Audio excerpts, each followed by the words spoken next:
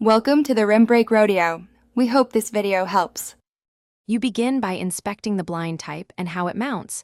This affects movement and privacy.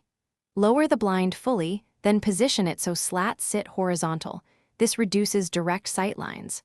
Once done, close the slats partially and look from a typical outside viewpoint to find where visibility persists. Make sure to note gaps at the sides and bottom. They matter as much as slat angle. This first step sets the baseline for tighter adjustments and additional solutions you'll add next. You now focus on closing remaining gaps and reducing light bleed. Tilt slats toward the inside to prevent direct sight lines and glare. Once done, add side channels or thin weather strips to the frame edges to block sideways views. These are small but effective.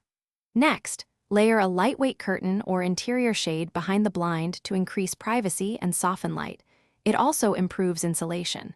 Make sure to test from multiple angles as you adjust, because what hides you at noon might fail at night. You finish by fine-tuning tension, alignment, and light testing. Close the blind and have someone hold a flashlight outside while you inspect from indoors. This reveals weak spots you missed. Once identified, tweak cord tension and slat alignment to even spacing, and seal small leaks with blackout tape or weather strip.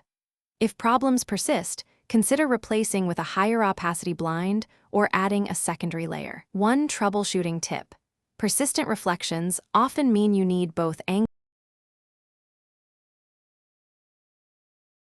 Thanks for watching.